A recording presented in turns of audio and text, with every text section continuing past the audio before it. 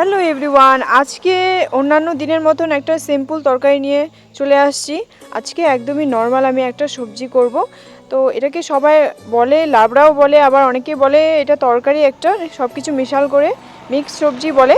তো এতে এখন আছে আমার কাছে বাঁধাকপি, ফুলকপি, সিম, মটরশুঁটি, আলু, বিনস, টমেটো, শসা।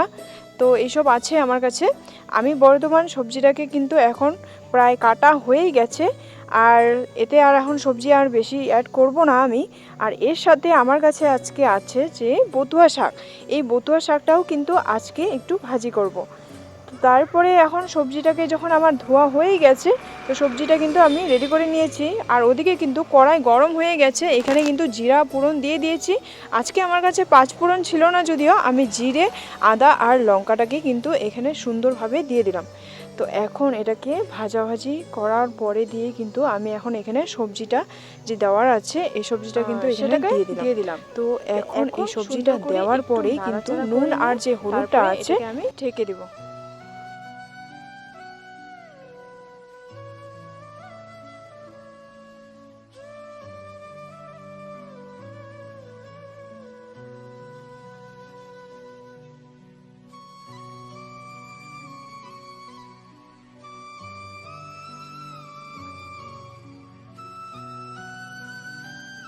দেখো তরকারিটা কিন্তু আমার প্রায় হয়ে এসেছে। আর এখানে কোনো লঙ্কার গুঁড়ো, যাই হোক টমেটোটা আমি ইউজ করলাম না, যদিও এখানে কিন্তু লালচে ভাব একটা আসেনি তরকারিটার মধ্যে। সিম্পল বানিয়েছি, একেবারেই তেল কম, সব কিছুই কম কম দিয়ে, মশলা কম দিয়ে একদমই সুন্দর একটা রেসিপি, মানে তরকারি লাবড়া যাই বলো না কেন, আমি এটা কিন্তু বানিয়ে ফেলাম। আর এর উপরে দিয়ে একটুখানি চিনি আর একটুখানি ধনেপাতা দিয়ে দিয়েছি। এখন কিন্তু আমার তরকারিটা বানানো কমপ্লিট।